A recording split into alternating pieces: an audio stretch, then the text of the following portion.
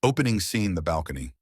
The rain fell like tears over Boston. Scarlett Morgan stood on the balcony of the Sterling estate, her hand resting on the swell of her belly. 7 months pregnant. The baby kicked, and she pressed her palm against the movement, feeling the life growing inside her. A life that would never truly be hers to keep. The city lights stretched before her, like scattered diamonds on black velvet. Somewhere out there was the tiny apartment she used to share with Maya. The hospital where she used to work double shifts. The life she thought she understood. That was 6 months ago, 6 months since a phone call changed everything. 6 months since she signed a contract that should have been simple, clinical, purely business. 6 months since she met Julian Sterling and discovered that the human heart does not understand contracts. A tear slipped down her cheek, cold against her skin. She was falling in love with the man she was hired to provide an heir for. And tonight, everything was about to change forever. But to understand how she arrived at this moment, standing in the rain on a billionaire's balcony with her heart breaking, we must go back. Back to the beginning. Back to the phone call that started it all.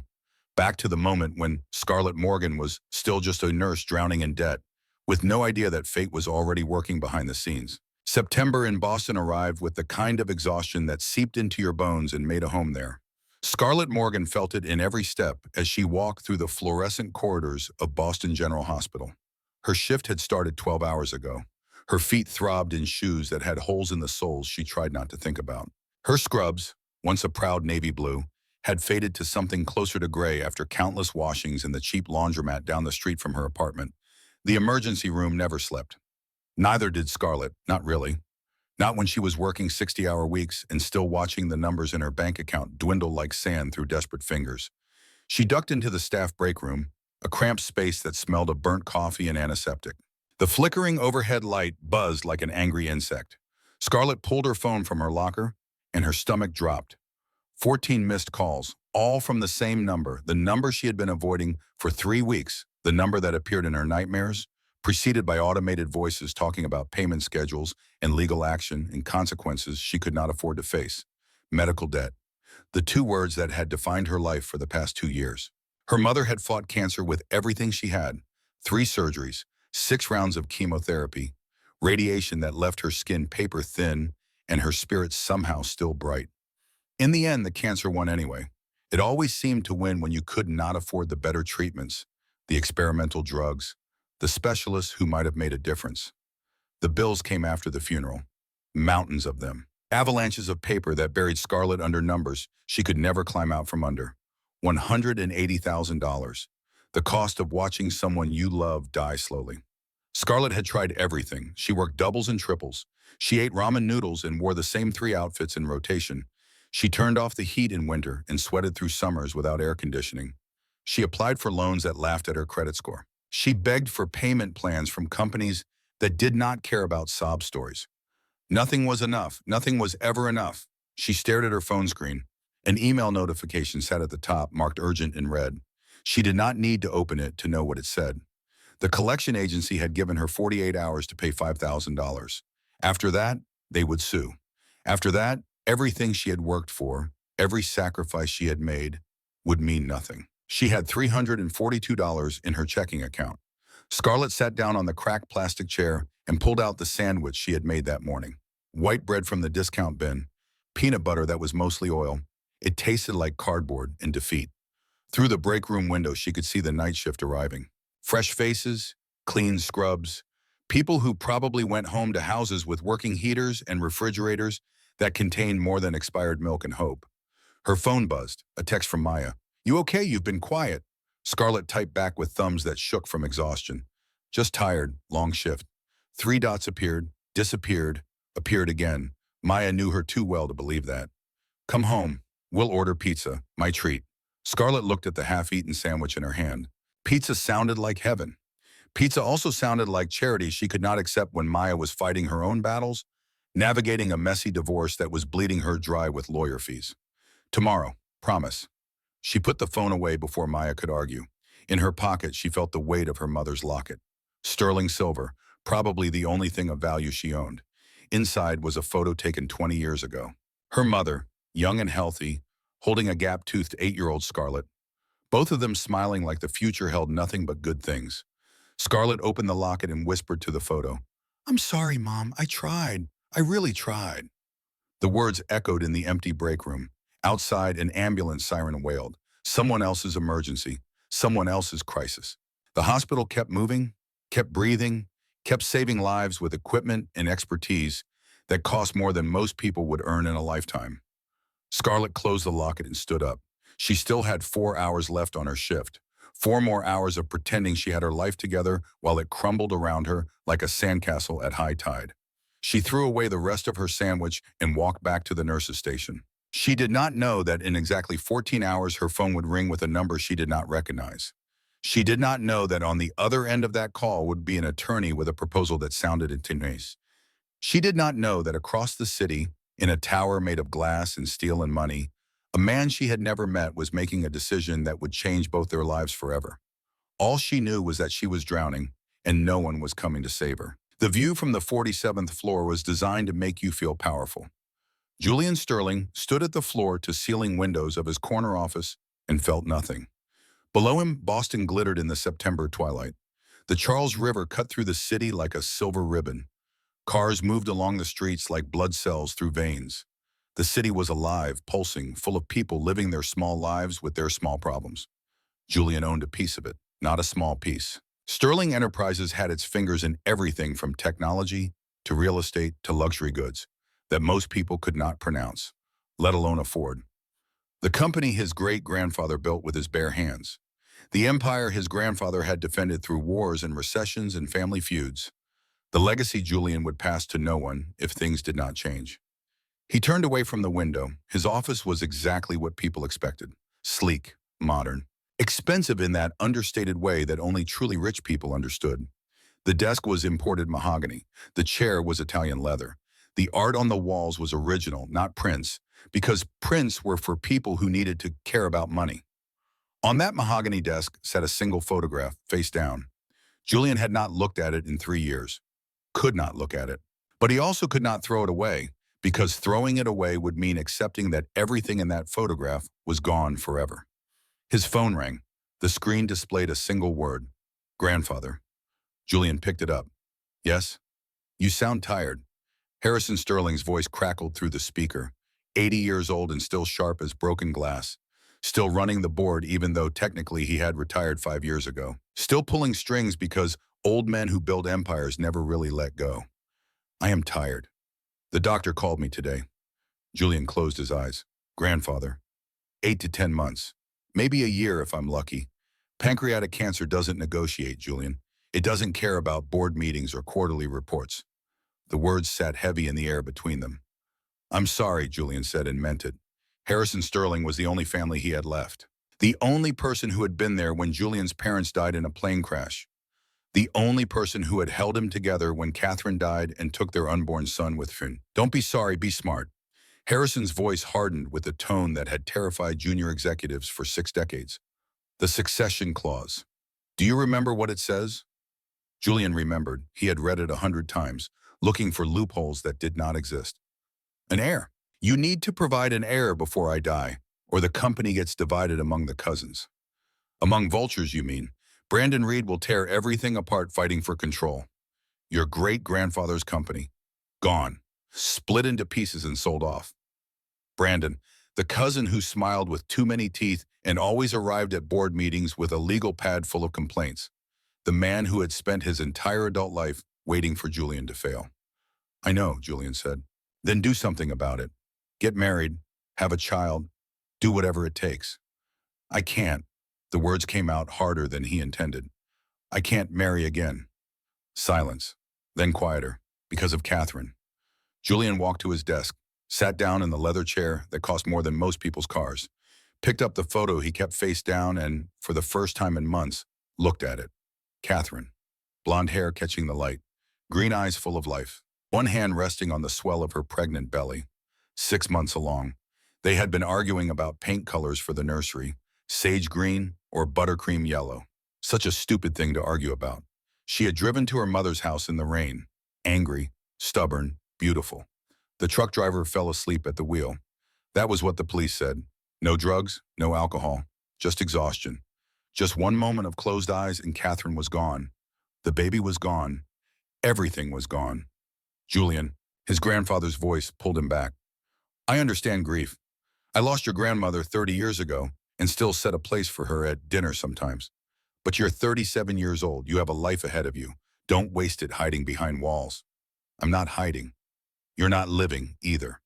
Julian set the photo down, face down again. Out of sight, but never out of mind. Find another way, he said. There has to be another option. There isn't. The will is clear. Direct descendant. Biological heir. Born before I die. Harrison paused. Unless you're thinking what I think you're thinking. Julian had been thinking about it for 3 weeks. Ever since the doctor called with the diagnosis. Ever since he realized that time was running out and his options were disappearing like water through cupped hands. A contract, Julian said quietly. A professional arrangement. Clean, legal, no emotions, no complications. A surrogate. Yes. His grandfather was quiet for a long moment. When he spoke again, his voice held something that might have been approval. That's the most practical thing you've said in 3 years. But finding the right woman won't be easy. It has to be someone responsible, someone with good health, someone desperate enough to agree, but stable enough to handle it. I know someone who can help. Julian pulled up a contact on his computer. Robert Whitmore, the attorney who had handled every sensitive matter for Sterling Enterprises for 20 years. The man who knew how to make complicated things look simple on paper. Then do it. And Julian? Yes? Choose carefully. This person will be carrying my great-grandchild. That matters. The line went dead. Julian sat alone in his office as the city lights began to flicker on below. He thought about Catherine, about the nursery they had never finished, about the son he would never meet, about the 3 years he had spent existing without actually living. His grandfather was right about one thing. He was hiding, building walls so high that nothing could hurt him anymore. Nothing could reach him. Nothing could make him feel that crushing weight of loss again. A contract would keep it that way. Professional, distant, safe. He picked up his phone and dialed Robert Whitmore. The attorney answered on the first ring. Mr. Sterling, what can I do for you? I need you to draft a contract, a gestational surrogacy agreement. I need it to be airtight. And Robert, I need you to find me the right candidate. What are the parameters? Julian looked out at the city. Somewhere down there, among the 8 million people living their lives, was a woman who did not know her world was about to change. Someone with excellent medical history. No genetic issues, responsible, compassionate, and Robert, he paused. Someone who needs this opportunity badly enough to say yes. Understood. I'll start immediately. One more thing. Find out everything about her. I don't leave anything to chance. He hung up and turned back to the window. Julian Sterling had built his entire life on control, every variable calculated, every risk assessed, every emotion carefully contained. This would be no different, Ed. A simple transaction. Money for a service. 9 months and then both parties walk away. No complications. No feelings. No one gets hurt. He did not know that 3 days later, he would spill coffee on a tired nurse in a hospital hallway, and something in her eyes would make him pause. Would make him remember her name tag. Would make him think that fate sometimes worked in mysterious ways. He did not know that the woman Robert Whitmore would find, after days of research and background checks and medical records, would be the same exhausted nurse with kind eyes and holes in her shoes.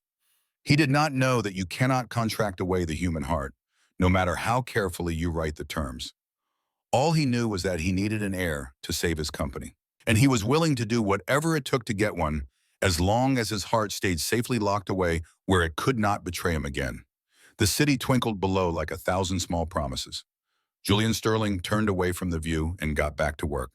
3 days later, Scarlett Morgan stood in the marble lobby of Sterling Tower and wondered if she had made a terrible mistake. The phone call had come yesterday morning. Professional, polite, completely mysterious. A man named Robert Whitmore, attorney for Sterling Enterprises, requesting a meeting to discuss an employment opportunity. No details, no explanation, just an address and a time and a tone that suggested this was important. Scarlett had almost said no. She did not do mysterious meetings with corporate lawyers. But then she thought about the collection agency, about the 48-hour deadline that had passed while she lay awake all night trying to figure out how to conjure $5,000 from thin air, about the lawsuit that was probably already being filed. What did she have to lose? So here she was, wearing her best interview outfit, A white blouse from Target that she had ironed 3 times to get the wrinkles out.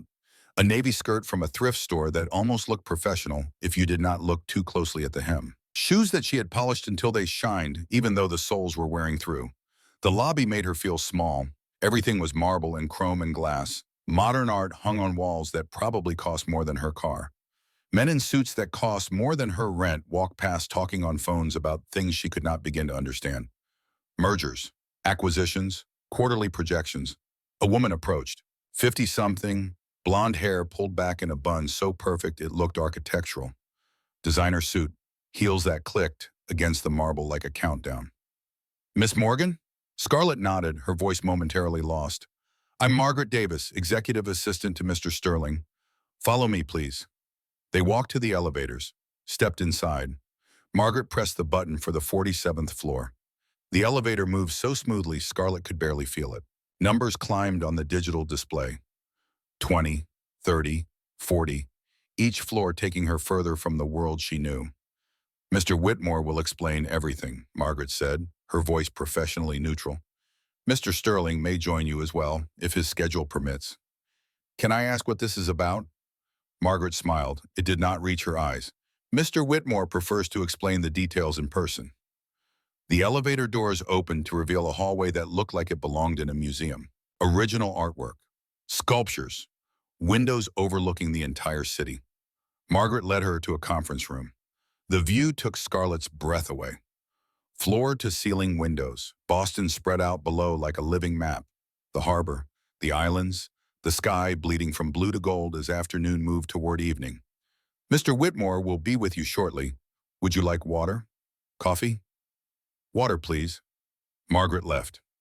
Scarlett stood alone in the conference room and tried to calm her racing heart. Through the windows, she could see people in other buildings.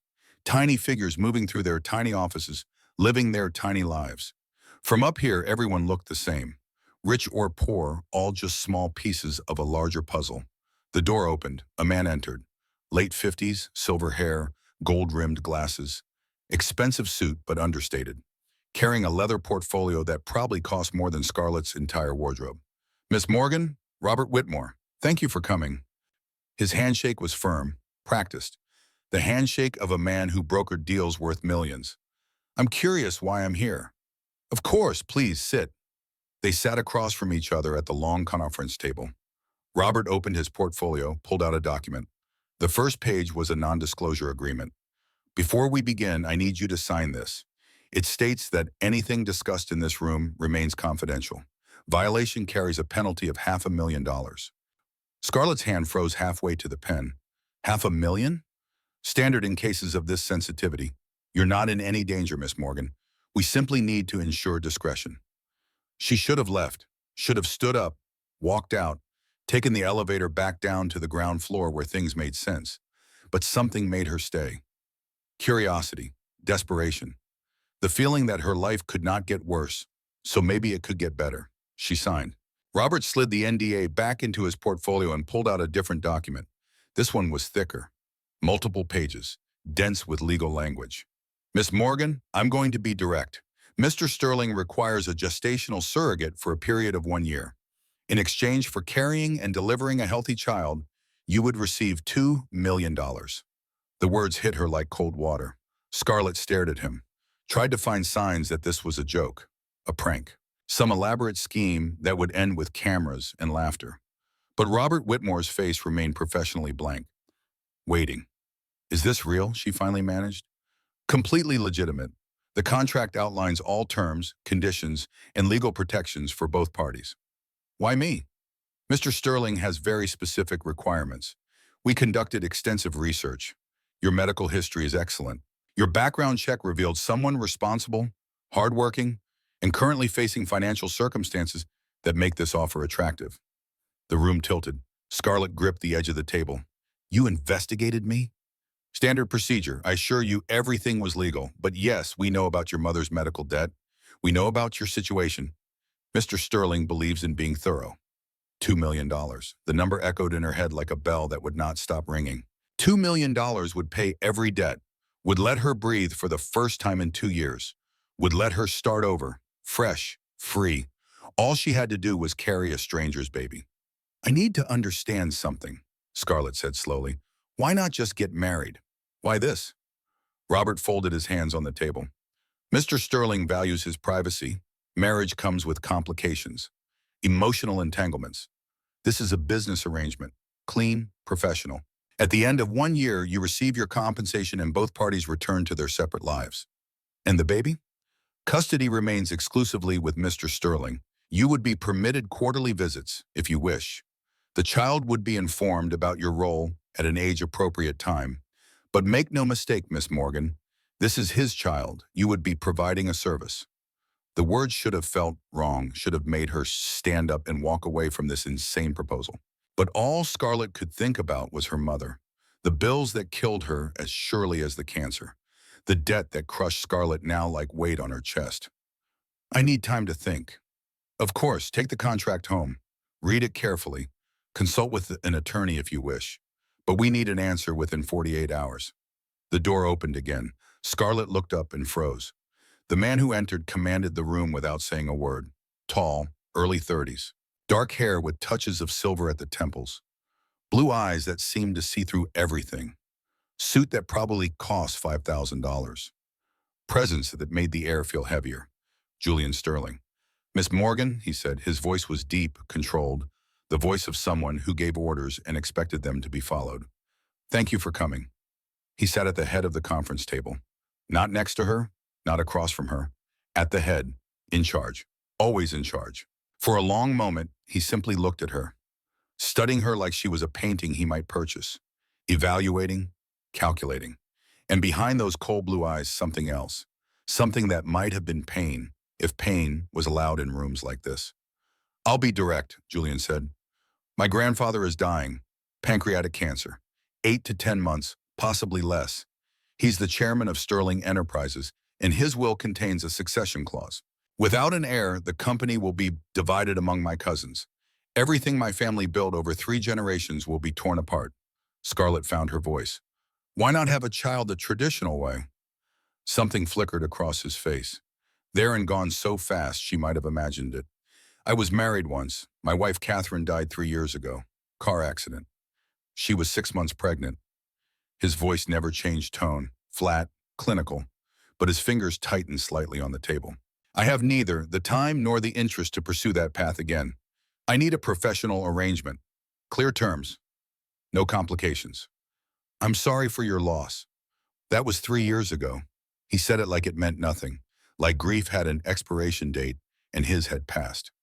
This is about the future. My grandfather deserves to see his legacy continue. I can give you financial freedom. You can give me the heir I need. It's a fair exchange. Fair, the word hung in the air. Scarlett looked at this man, this stranger, and saw something beneath the ice. Saw someone who had built walls so high that nothing could reach him. Saw someone drowning in a different way, in responsibilities and expectations and ghosts that would not let go. What happens to the baby? She asked quietly. Not legally. I understand custody. But what kind of life will they have? Will they be loved? For the first time, Julian Sterling's expression shifted. Something human broke through the corporate mask, something raw. My child will have everything. The best education, the best opportunities. They'll grow up knowing they're wanted. His voice dropped lower. They'll never wonder if they were a mistake or a burden or something to regret. In that moment, Scarlett understood. This was not just about saving a company. This was about redemption, about replacing what he had lost, about trying to fill a hole that could never be filled. I need 48 hours, she said. Julian nodded once, stood. The meeting was over. Mr. Whitmore will provide his contact information. Read the contract carefully, Miss Morgan. This is not a decision to make lightly. He walked to the door, then paused, looked back. For what it's worth, I chose you specifically. Not just your medical records. Robert told me about your mother, about how you worked 3 jobs to try to save her, about how you're still working to pay her debts even though she's gone. He met her eyes. That tells me you have character, that you understand love and sacrifice, that any child you carry, even for someone else, will be carried with care. Then he was gone, leaving Scarlett alone with Robert Whitmore and a leather folder containing 87 pages that could change her life forever.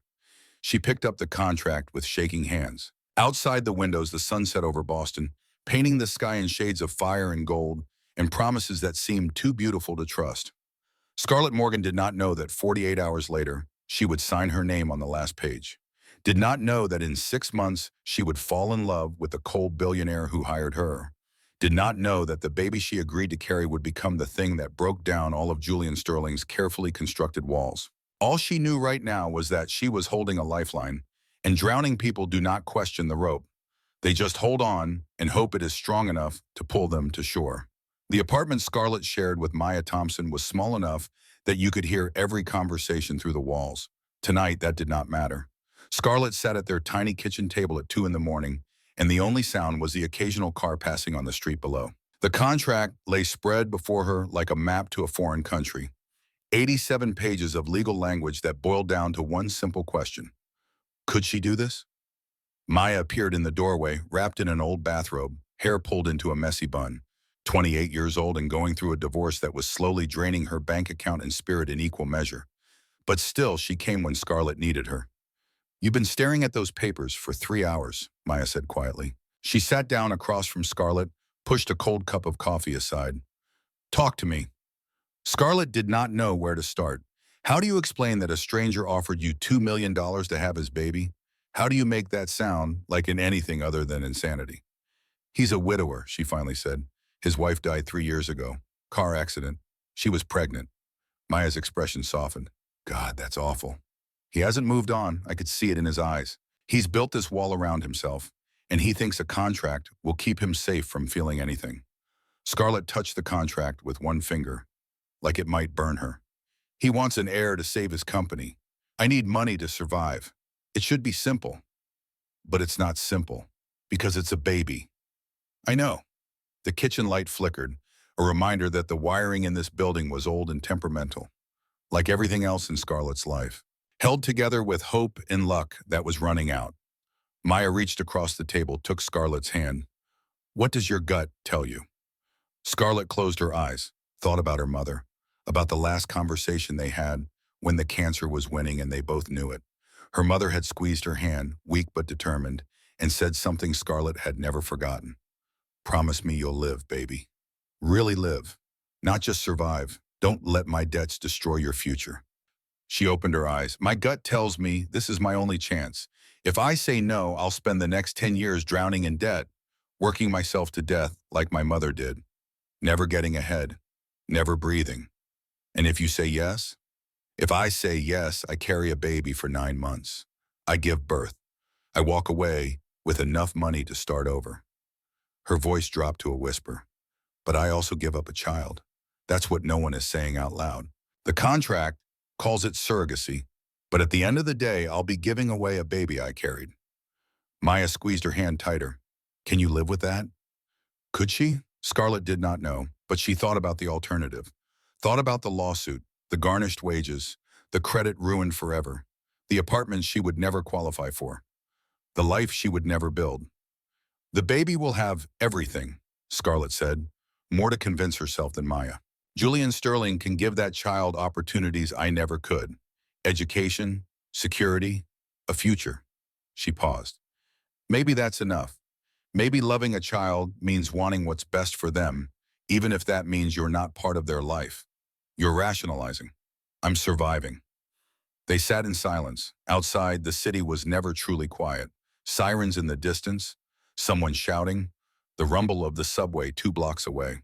The sounds of 8 million people living their messy, complicated lives. If you do this, Maya said carefully, I'm here. Every step, every doctor's appointment, every moment you need someone who isn't a billionaire and his lawyers. Scarlett felt tears prick her eyes. I don't deserve you. Shut up. Yes, you do. The decision crystallized in that moment, not because it was easy, not because it felt right, but because sometimes you have to choose between 2 impossible things, and you pick the one that might save you. Scarlett picked up a pen, turned to the last page of the contract. The signature line waited, blank and patient. I have one condition, she said. Monthly visits with the baby. Not quarterly, monthly. I need that in writing. Maya pulled out her laptop, already typing. I'll email his lawyer right now. 3 hours later, as dawn painted the Boston sky in shades of pink and gray, Scarlett's phone rang. Robert Whitmore's voice was crisp despite the early hour. Mr. Sterling has agreed to your terms, monthly visits with 2 weeks advance notice. The revised contract will be ready this afternoon. Can you come to the office at 3? Scarlett looked at herself in the bathroom mirror, dark circles under her eyes, skin pale from too many missed meals. The face of someone who had been fighting for so long, she had almost forgotten what peace looked like. I'll be there. She hung up, stared at her reflection. In 12 hours, she would sign a contract that would change everything. In 12 hours, she would step into a world of wealth and privilege that she could barely imagine. In 12 hours, she would become something she did not have a name for.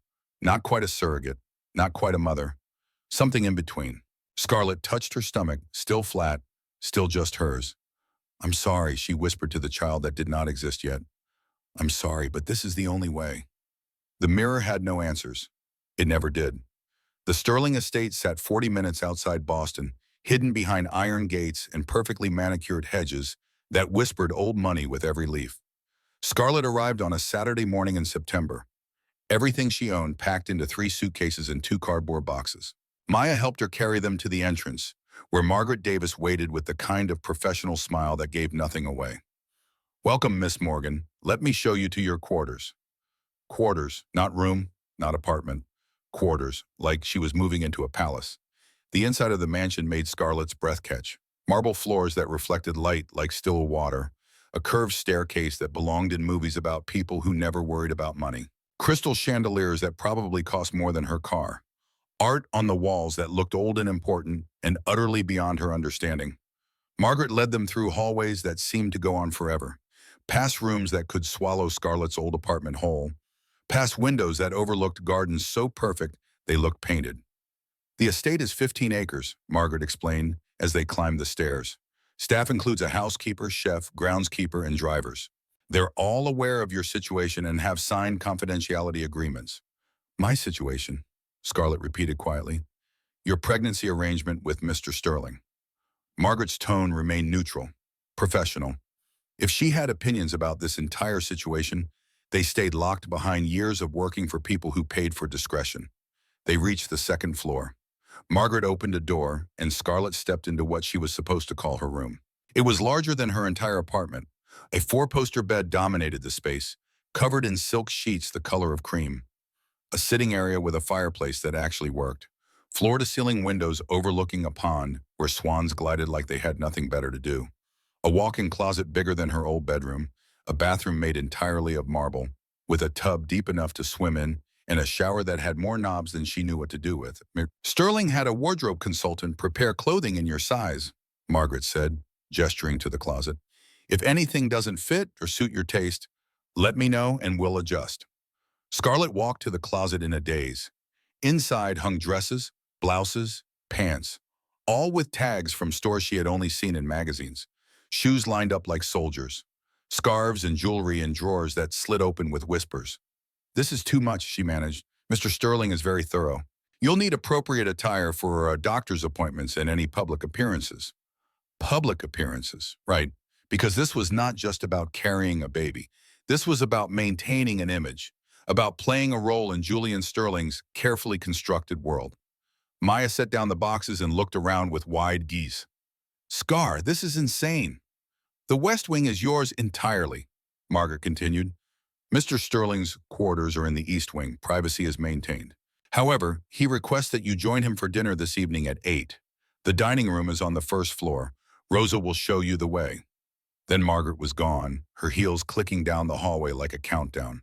Scarlett stood in the middle of her new room, her new life, and felt utterly lost. Maya grabbed her hand. Hey, look at me. Scarlett turned. You can do this, Maya said fiercely. 1 year. You can do anything for 1 year. What if I lose myself here? What if I forget who I am? Then I'll remind you, every day if I have to. Maya hugged her tight. You're still Scarlett Morgan. Still the girl who worked 3 jobs for her mom. Still the nurse who gives a damn about her patients. This place doesn't change that. But as Maya left and Scarlett unpacked her 3 suitcases into a closet that could hold 100 more, she wondered. Money changed people. She had seen it happen. Seen people forget where they came from. Forget what mattered. She touched the locket around her neck. Her mother's face smiled from the photo inside, frozen in a moment when life was simpler. "Help me remember," Scarlett whispered. The swan outside her window glided past, elegant and untouchable, and did not answer. The dining room could seat 20 people comfortably. Tonight it held two. Scarlett sat at one end of the long mahogany table. Julian Sterling sat at the other, so far away she would need to shout to be heard properly. Between them, enough empty space to fit her entire old apartment. It was the most ridiculous thing she had ever experienced. Staff moved around them like ghosts. A woman named Rosa, maybe 50, with kind eyes and hands that moved with practiced efficiency. A young man who poured wine into crystal glasses without spilling a single drop. Another who brought plates of food that looked like art. Seared salmon, roasted vegetables arranged in patterns, sauce drizzled with precision. The kind of meal that cost more than Scarlett used to spend on groceries in a month. Julian ate with methodical efficiency, cut his salmon into exact pieces, chewed a precise number of times, checked his phone between bites like dinner was just another task to complete. Scarlett watched him and felt anger bloom hot in her chest. This was going to be her life for a year, sitting at opposite ends of a table designed to keep them apart, eating in silence like they were strangers forced together on a train. She reached for her wine glass, brought it halfway to her lips, then froze. Julian's eyes had lifted from his phone. He was staring at her, not at her face, at the wine glass. "You shouldn't drink," he said. His voice carried down the length of the table, cold and factual. "The fertility treatment starts Monday. Alcohol could affect the outcome." Scarlett set the glass down slowly, very slowly, the kind of slow that let him know she was choosing to comply, not being told what to do. "I'm not pregnant yet," she said, matching his tone. "Preparation matters. So does autonomy." Something flickered in his expression. Surprise, maybe, or irritation that she was not simply nodding and obeying. "This arrangement works best when we're both committed to the same goal," Julian said. "And what goal is that? Because from where I'm sitting, 80 feet away from you, I'm not sure we're in the same room, let alone working toward the same thing." Silence. Rosa paused in the doorway, a fresh plate in her hands, clearly unsure if she should enter or flee. Then Julian did something unexpected. He stood up, picked up his plate, walked the length of the table and sat down in the chair directly across from Scarlett. "Better?" he asked. "It's a start." They ate in less absurd silence. Scarlett could see him properly now, could see the lines around his eyes that spoke of too many late nights, could see the way his jaw tightened when he thought no one was looking, could see the careful control in every movement, like he was afraid that if he relaxed for even a moment, something terrible would escape. "Tell me about your work," Julian said suddenly. "You're a nurse. Emergency room?" "Yes, was, I guess. Your lawyer handled my resignation. Did you enjoy it?" Scarlett thought about the question, about the blood and chaos and impossible decisions, about holding someone's hand while they died because there was no family to call, about the moments when everything clicked and a life was saved and you remembered why you chose this brutal, beautiful profession. "I loved it," she said quietly. "Even the hard parts, especially the hard parts, sometimes." "Why?" "Because it mattered. Because I could look at myself at the end of the day and know I'd done something that made a difference, even if that difference was small." Julian studied her, really studied her, like he was seeing her for the first time. "My mother was a nurse," he said, "before she married my father. She used to say the same thing, that it was the only job where you touch people's lives at their most vulnerable moments." "What happened to her?" "Plane crash, private jet. I was 10. He said it the same way he said everything else. Flat, controlled. But his fingers tightened on his fork. "She and my father were flying to a business meeting in Chicago. Engine failure. They died on impact." "I'm sorry." "Don't be, it was 27 years ago." "But 27 years was nothing when you were 10 years old and lost everything." Scarlett knew about that kind of loss, knew how it lived inside you, a permanent resident you learned to carry but never truly got rid of. "My mother died of cancer 2 years ago," she offered. "I still expect to see her sometimes. Still pick up the phone to call her before I remember." For the first time since she met him, Julian Sterling's mask cracked. Just for a moment. Just long enough for her to see the grief that lived behind those cold blue eyes. "Does it get easier?" he asked. "No," Scarlett said honestly, "but you get stronger at carrying it." They finished dinner in a different kind of silence. One that felt less like distance and more like understanding. When the plates were cleared and they sat with coffee neither of them drank, Julian spoke again. I need you to understand something. This arrangement, it has to stay professional. I can't, he paused, searching for words. I can't let it become complicated. Because of Catherine. He flinched at the name. Barely, a twitch at the corner of his eye. But Scarlett saw it. Because I've already lost everyone I've ever cared about, he said quietly. My parents, my wife, my son. I've learned that caring about people just means more pain when they're gone. So this, us, it needs clear boundaries. Scarlett wanted to argue. Wanted to tell him that living behind walls was not the same as living. But she also understood. She understood the instinct to protect yourself, even if that protection meant cutting yourself off from everything that made life worth living. Clear boundaries, she agreed. Professional. Julian nodded, stood. The moment was over. Margaret will drive you to your appointment Monday morning. 9 a.m. Dr. Hartwell is expecting us. Us? I'll be there. This is my child. I intend to be involved in every step. Then he was gone, disappearing into the East Wing, leaving Scarlett alone in a dining room designed for 20 people who were not there. Rosa appeared with a gentle smile. More coffee, Miss Morgan? No, thank you. And Rosa, you can call me Scarlett. Mr. Sterling prefers formal address with staff. Well, Mr. Sterling isn't here right now. Rosa's smile widened just a little. In that case, Scarlett, welcome. I think you're going to shake things up around here. Scarlett hoped she was right, because a year in this beautiful, lonely mansion with a man who was scared to feel anything sounded like a special kind of torture. She touched her mother's locket and walked back to her quarters. One day down, 364 to go. The Boston Fertility Center occupied the top 3 floors of a medical building in Back Bay, all glass and chrome and discretion. Scarlett sat in the waiting room Monday morning, acutely aware that her jeans and sweater did not match the designer outfits of the other women. Women with diamonds on their fingers and handbags that cost more than her old car. Women who probably came here because they wanted a baby, not because they had signed a contract for one. Julian arrived exactly on time, which did not surprise her. He wore a charcoal suit that probably cost $5,000 and an expression that gave nothing away.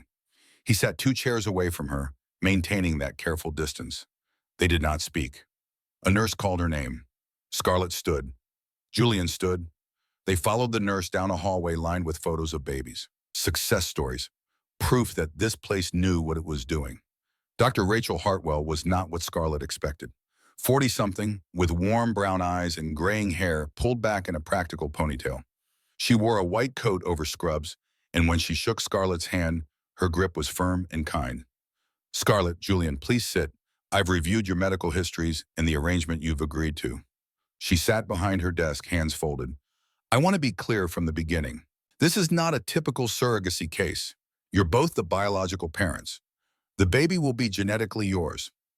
We understand, Julian said. Good. Now, Scarlett, do you understand the process? The hormones, the retrieval, the transfer? Scarlett nodded, though honestly, most of it was still fuzzy in her mind.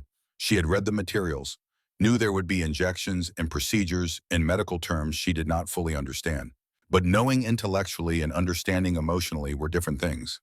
Dr. Hartwell seemed to sense her hesitation. Let me walk you through it step by step. For the next 20 minutes, she explained, hormone injections to stimulate egg production, daily for 2 weeks, then a retrieval procedure under anesthesia. Julian would provide sperm. The lab would create embryos. 2 weeks later, the healthiest embryo would be transferred to Scarlett's uterus. Then they wait and hope. Success rate for your age and health profile is 60 to 70% per cycle, Dr. Hartwell said. If the first transfer doesn't work, we try again. How many times? Scarlett asked. As many as it takes, within reason. Usually 3 to 4 cycles before we reassess. Julian leaned forward. And risks to Scarlett? Minimal. Some women experience side effects from the hormones. Mood swings, bloating, fatigue.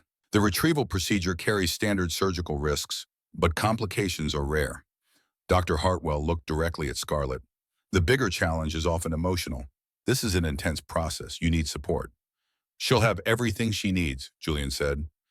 Dr. Hartwell's expression suggested she had heard that before from men who did not understand what women went through. Scarlett, I want you to have my personal cell number. Call anytime, day or night. I understand this situation is unique, and I want you to feel supported. Something in Scarlett's chest loosened. This doctor understood. Really understood.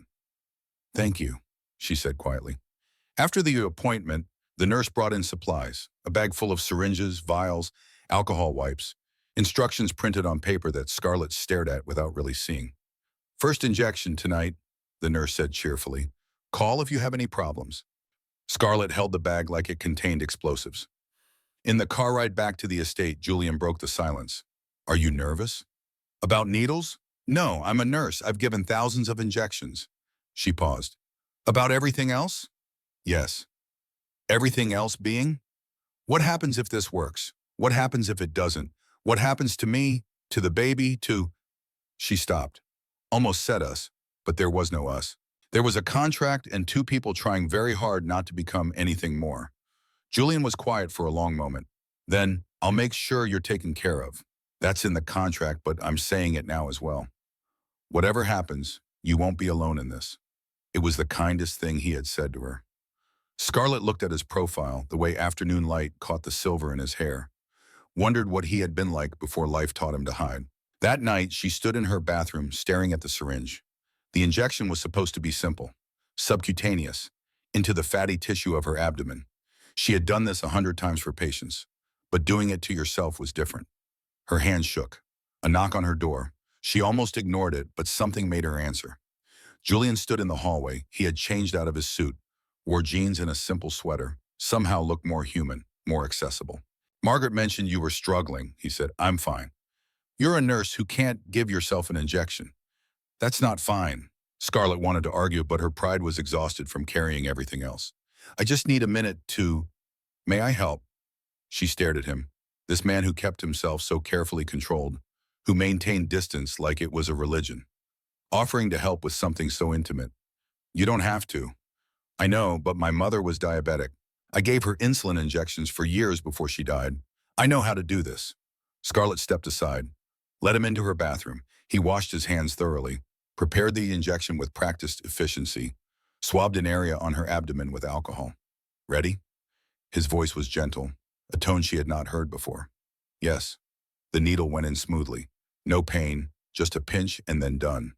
Julian disposed of the needle in the sharps container, washed his hands again. When he turned back, his mask had slipped just enough for her to see something underneath, something that looked like concern. I'll check on you tomorrow night, he said. Julian, you don't... I know I don't have to. I'm choosing to. He left before she could respond. Scarlett stood alone in her massive bathroom in her mansion quarters and touched the spot where the needle had gone in, where Julian Sterling's hands had been gentle, where the walls he built so carefully had shown their first crack.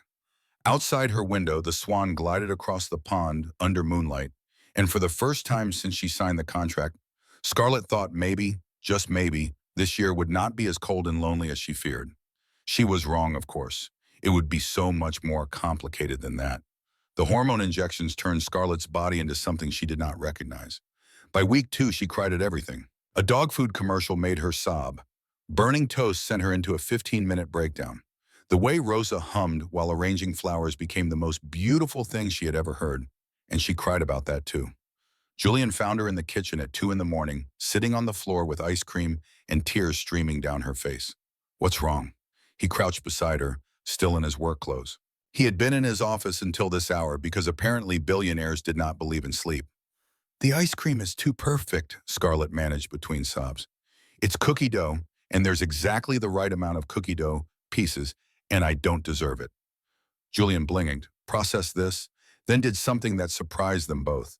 He laughed, not a polite chuckle, a real laugh, deep and genuine, the kind that came from somewhere true.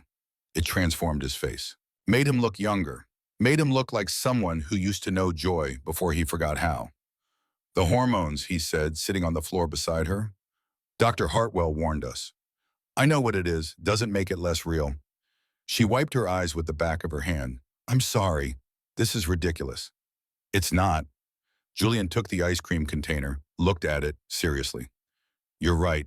This is extremely good cookie dough distribution worth crying over. She laughed despite herself. Don't make fun of me.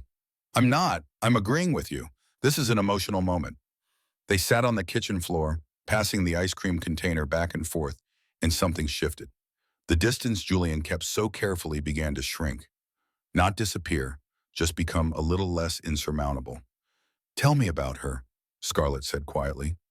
Catherine. Julian tensed. She thought he would leave, would retreat back to the East Wing and his carefully maintained walls. But instead, he stayed. She was light, he said finally. Everything I'm not. Where I saw problems, she saw possibilities. Where I built walls, she opened windows. His voice went softer. She made me laugh. Made me feel like maybe I wasn't broken in after all. What happened the night she died? For a long moment, he did not answer. Then, we fought about the nursery paint color, sage green or buttercream yellow.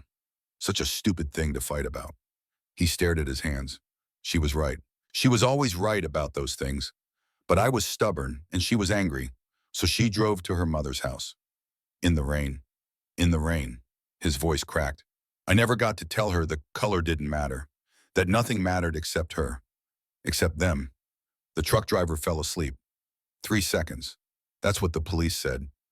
3 seconds of closed eyes, and they were both gone.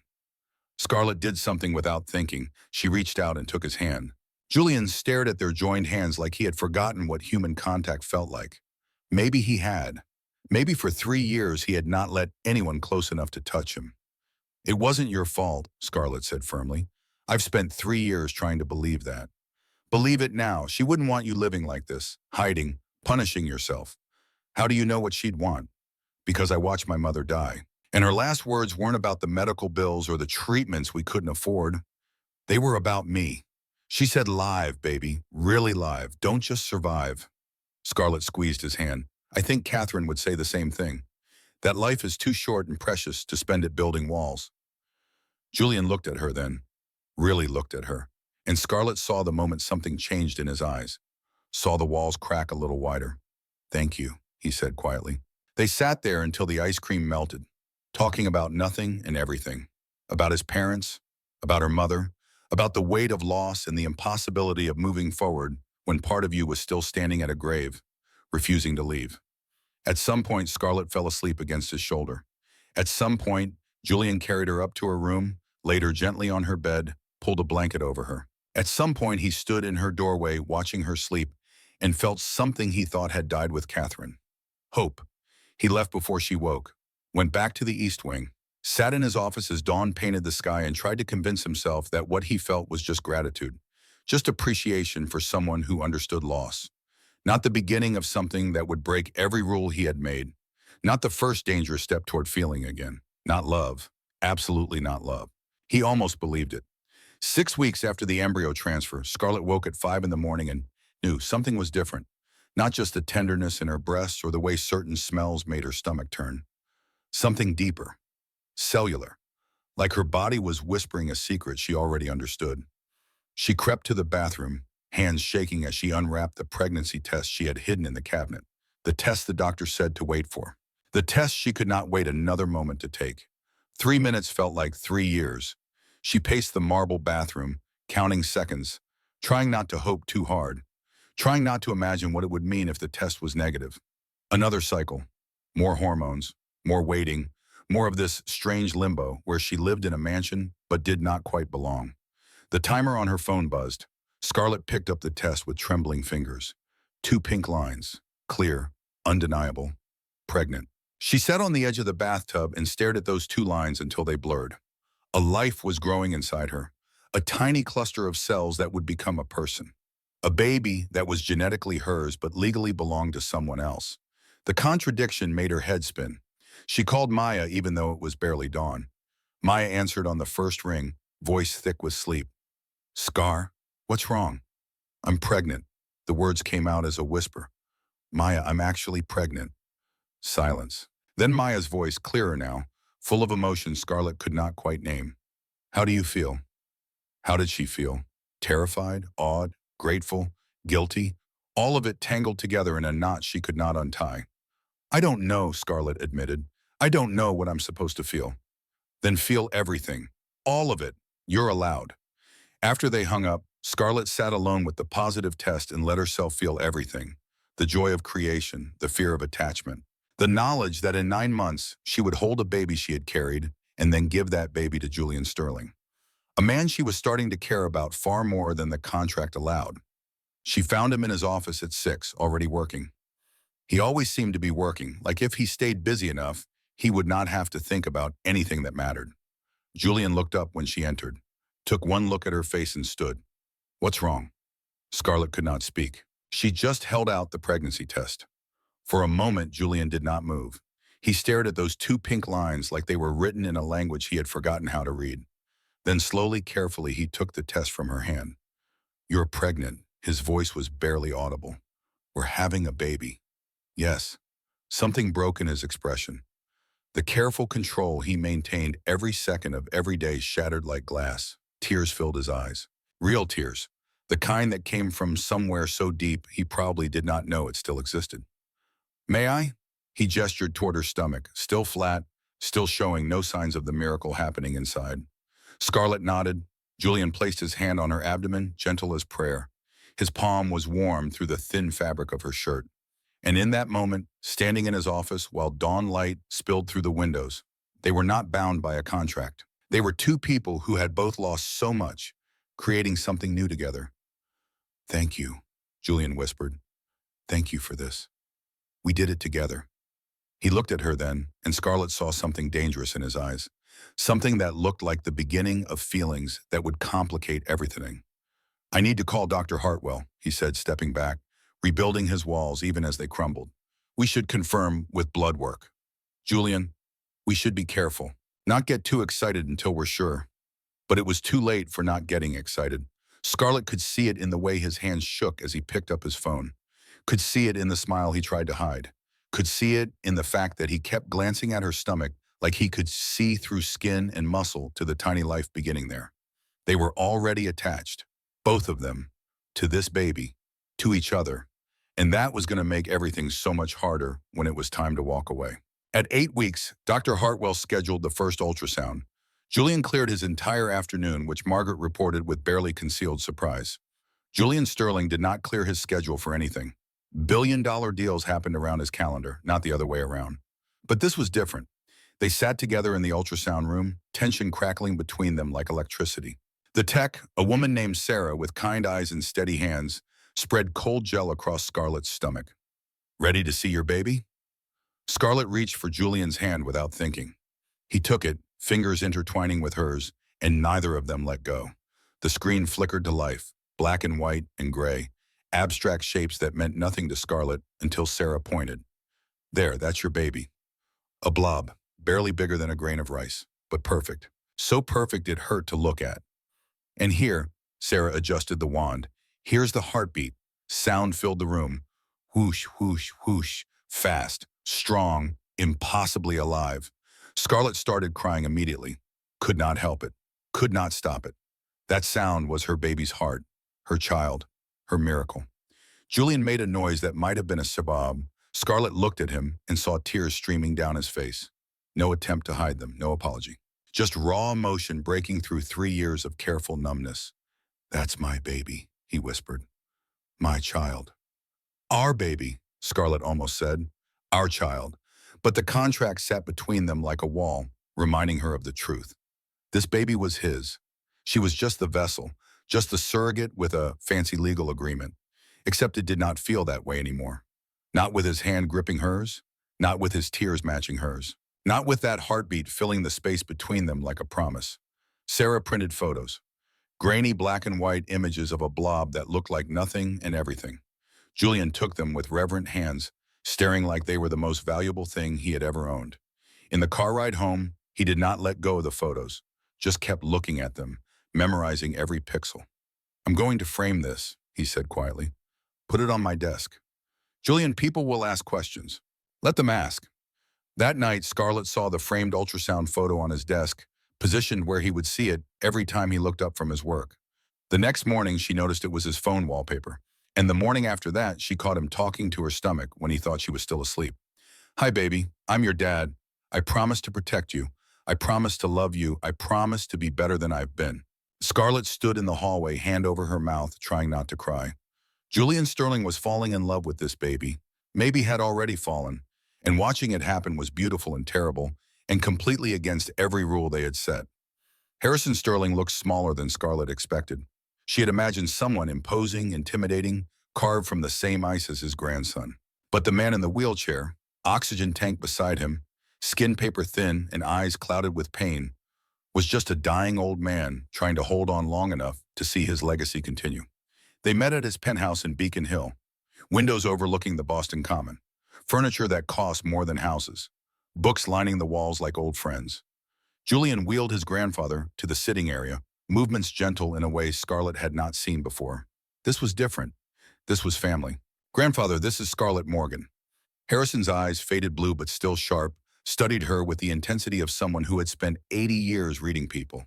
He extended a trembling hand. Miss Morgan, thank you for coming. His grip was weak but warm. Scarlett sat across from him, acutely aware of Julian standing behind the wheelchair, protective. How are you feeling? She asked and meant it. Nurse instincts did not disappear just because you signed a contract to have a billionaire's baby. Harrison laughed, which turned into a cough. Like I'm dying, because I am, but I'm holding on. Need to meet my great-grandchild first. You will. You sound certain. I am. Your great-grandson is strong. I can feel it. Something softened in Harrison's expression. Grandson, Julian told me. We don't know for sure yet, Julian interjected. It's early. It's a boy, Scarlett said with confidence she could not explain. I just know. Harrison reached out, touched her hand. My grandson is lucky to have found you. It's not like that, Julian said quickly. This is a business arrangement. We've been clear about— Oh, shut up, Julian. Harrison's voice held the snap of someone who had commanded boardrooms for 60 years. I've seen business arrangements. I've made hundreds of them. This is not that. Scarlett felt her face flush. Julian's jaw tightened. I see how you look at her, Harrison continued, relentless. I saw it the moment you walked in. You haven't looked at anyone like that since Catherine. The name hung in the air like smoke. Julian's voice went cold. Grandfather, that's not appropriate. What's not appropriate is pretending. What's not appropriate is hiding from life because you're scared to lose again. Harrison turned to Scarlett. He told you about Catherine? Yes. Did he tell you he nearly drank himself to death after she died? That I had to stage an intervention because he stopped eating, stopped sleeping, stopped caring if he lived or died? Grandfather, enough. No, not enough, not nearly enough. Harrison's breathing grew labored, but he pushed through. I'm dying, Julian. I don't have time for your walls anymore. So I'm going to say this plainly. You're falling in love with this woman. And that terrifies you, because the last time you loved someone, you lost them. Scarlett could not breathe, could not move. Julian stood frozen, his expression carved from stone. But here's what you're missing, Harrison continued, softer now. Catherine would want you to love again, would want you to be happy, would want you to stop punishing yourself for an accident that was never your fault. Tears slipped down Julian's face. He did not wipe them away. I don't know how to do this, he whispered. I don't know how to love someone and not be terrified every second that they'll be taken away. You do it anyway. Harrison looked at Scarlett. This woman is carrying your child. She's living in your home. She's breaking down your walls, whether you want her to or not. Don't waste time pretending it's just business. Life's too short. I know. Mine is almost over. The words settled like snow. Quiet, heavy, undeniable. After they left, in the car driving back to the estate, Julian and Scarlett sat in silence. Finally, Scarlett spoke. Is he right? About what? About you. About us. About any of it. Julian stared straight ahead, hands gripping the steering wheel. I don't know. I don't know what's real anymore and what's just proximity. We live together. We're having a baby together. Maybe that's creating feelings that wouldn't exist otherwise. Or maybe, Scarlett said quietly, maybe the feelings are real, and that's what scares you. He did not answer. But when they arrived at the estate, he came around and opened her door, offered his hand to help her out. And when their eyes met, Scarlett saw the truth. Harrison was right. Julian was falling in love with her, and she was falling right back. The article appeared on a Wednesday morning in October, when Scarlett was 16 weeks pregnant and just starting to show. Maya called first, voice tight with panic. Scar, don't look at your phone. Don't Google yourself. Just don't. Which, of course, meant Scarlett immediately looked. The headline screamed from every gossip site, every news outlet, every corner of the internet. Sterling Heir's $2 million baby contract exposed. Below it, photos. Scarlett entering the fertility clinic, Julian's hand on her back. The two of them at a restaurant, looking at each other with expressions that the internet called proof of a scam. Worse, there were documents, pages from the contract, her name, his name, the payment terms, the custody arrangements, everything that was supposed to be confidential, spread across the internet like blood on snow. Scarlett's hands shook as she scrolled through comment after comment. Gold digger, baby for sale, disgusting, poor man getting trapped. She's nobody. He's settling. When this falls apart, he'll come back to real society. The words hit like fists, each one landing harder than the last, each one confirming her deepest fear that she did not belong in Julian's world, that everyone could see she was just a poor nurse who got lucky with a contract. Her phone rang. Julian, don't read it, he said immediately. Scarlett, don't read any of it. Too late. I'm handling it. Robert is issuing cease and desist orders. We're going to find out who leaked it, and it doesn't matter who leaked it. Scarlett's voice cracked. It's true, all of it. I did sign a contract for $2 million. I am carrying your baby because you hired me to. That's not the whole story. It's enough of the story. Silence. Then quieter. Where are you? My room. Stay there, I'm coming. He arrived 10 minutes later, still in pajama pants and a t-shirt, hair uncombed, looking more human than she had ever seen him. He sat beside her on the bed, close enough that their shoulders touched. Talk to me. They're right, Scarlett whispered. I am a gold digger. I did take money to have your baby, and now everyone knows and they're judging me, and I can't. Stop. Julian took her face in his hands, forced her to look at him. You are not a gold digger. You're a woman who was drowning in debt your mother left behind, debt from trying to save her life. You made a choice, a hard choice, but that doesn't make you mercenary. The internet disagrees. The internet doesn't know you. They don't know you worked 3 jobs for your mother. They don't know you eat peanut butter sandwiches because you spent your last money on her gravestone. They don't know you sing to the baby when you think no one's listening. Scarlett's breath caught. You heard that? I hear everything. The walls aren't as thick as you think. His thumbs brushed away her tears. And they don't know that somewhere along the way, this stopped being just a contract for me too. Her heart stuttered. Julian, I'm terrified of what I feel for you. Terrified of losing you like I lost Catherine. Terrified that if I let myself love you, fate will take you away just to prove I should have kept my walls up. His voice dropped to a whisper. But I can't stop it. Can't stop caring. Can't stop wanting you in my life beyond the contract. What are you saying? I'm saying I love you. I didn't mean to. Fought against it every day. But I love you, Scarlett Morgan. And I don't care what the internet thinks. Before she could respond, his phone rang. Robert Whitmore, Julian answered on speaker. What is it? The board is calling an emergency meeting tomorrow, 2 p.m. Brandon Reed is demanding your removal as CEO. On what grounds? Unethical conduct. He's arguing the contract violates the company's family values clause, that you've brought scandal to Sterling Enterprises and are unfit for leadership. Julian's jaw clenched. Brandon wants the company. This is his opportunity. If the board votes no confidence, you lose everything. The CEO position, control of Sterling Enterprises, everything your family built. Scarlett felt sick. This was her fault. If she had never signed that contract, if she had never agreed to this insane arrangement. I'll resign, she said quickly. I'll leave. Tell them I seduced you or whatever they need to hear. Just save the company. Julian looked at her like she had lost her mind. Absolutely not. Julian, this is your legacy, your family's legacy. I won't let you lose it because of me. And I won't let you sacrifice yourself to save it. He stood, paced the room, mind clearly working through scenarios. Then he stopped, turned back to her with something fierce in his eyes. We face this together, tomorrow, at the board meeting.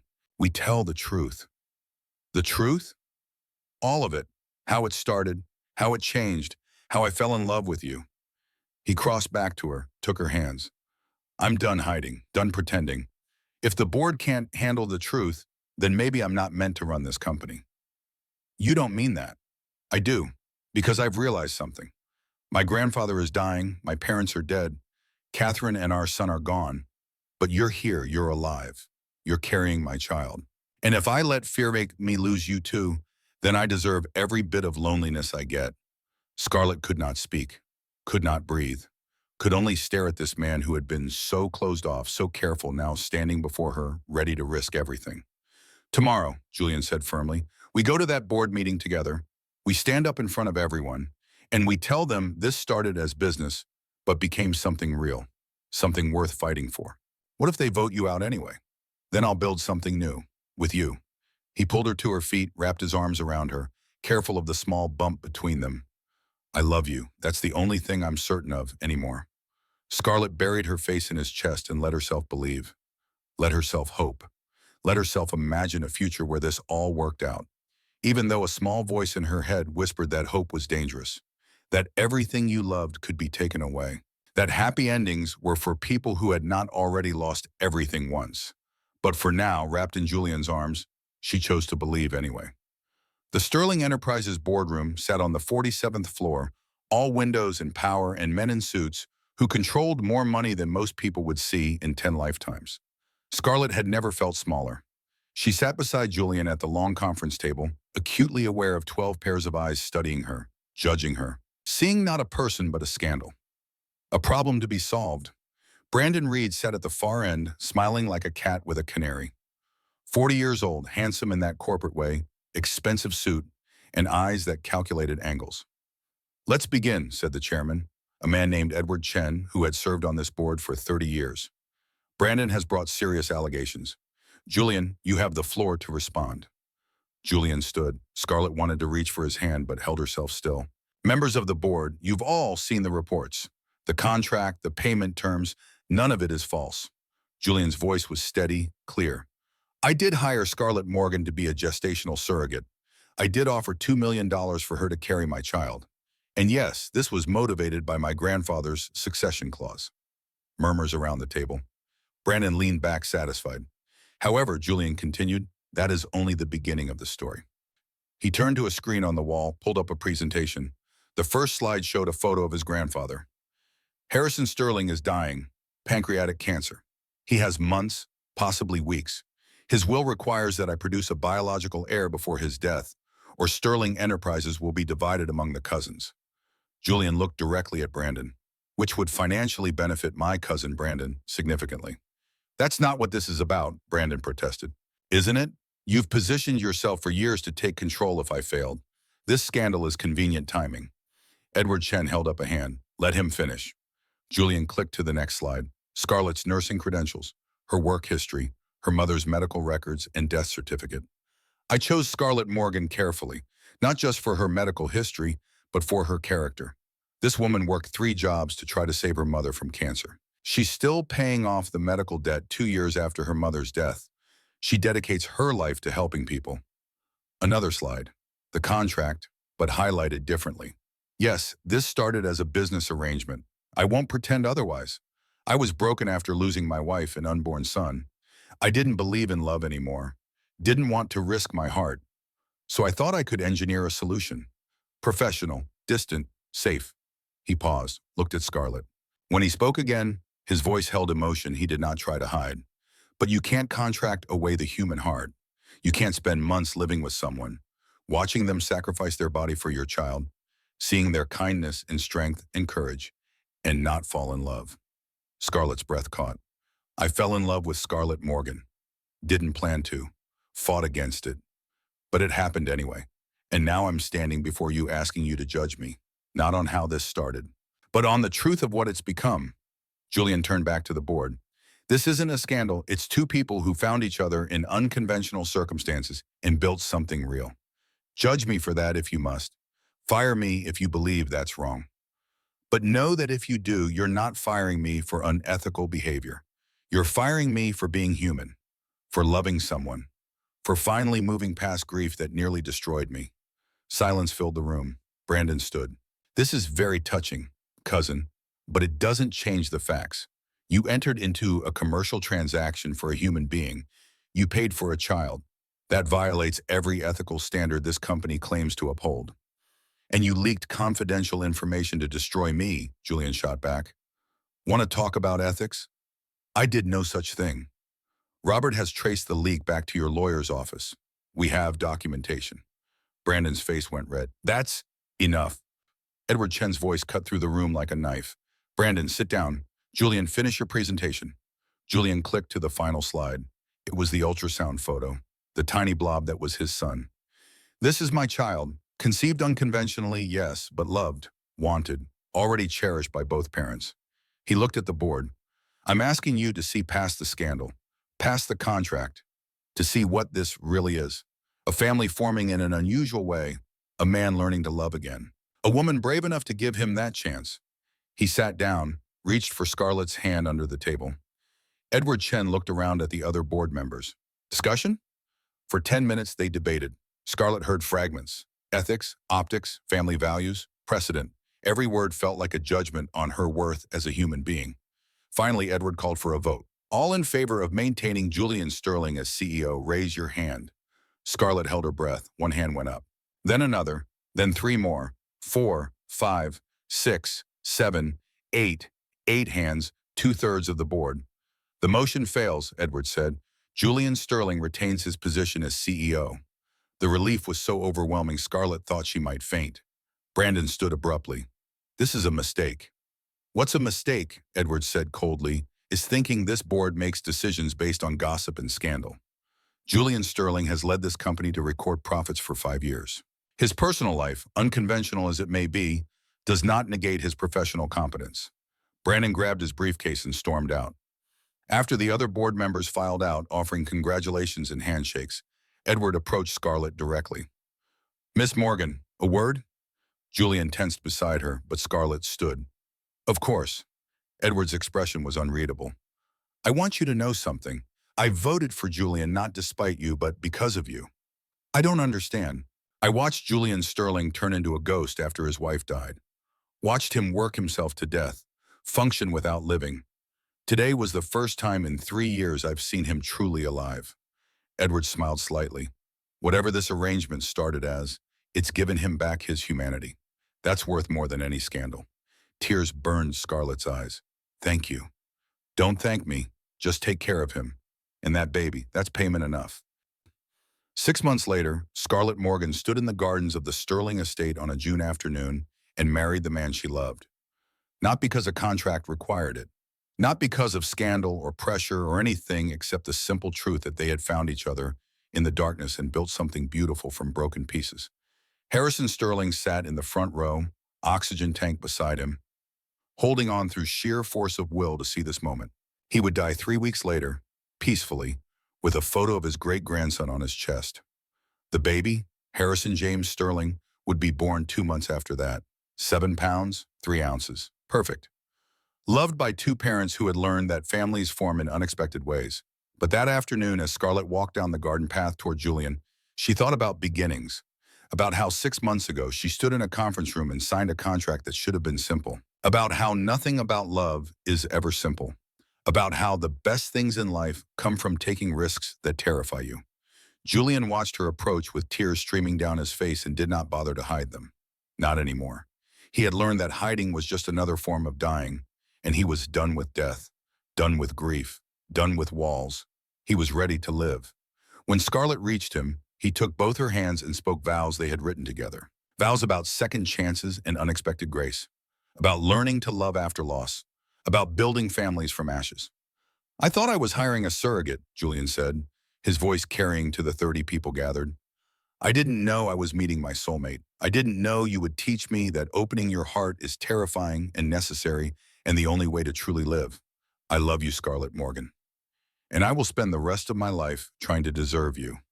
Scarlett looked at this man, this beautiful, complicated man who had learned to tear down his walls brick by careful brick, and spoke her own truth. I thought I was signing a contract to save myself.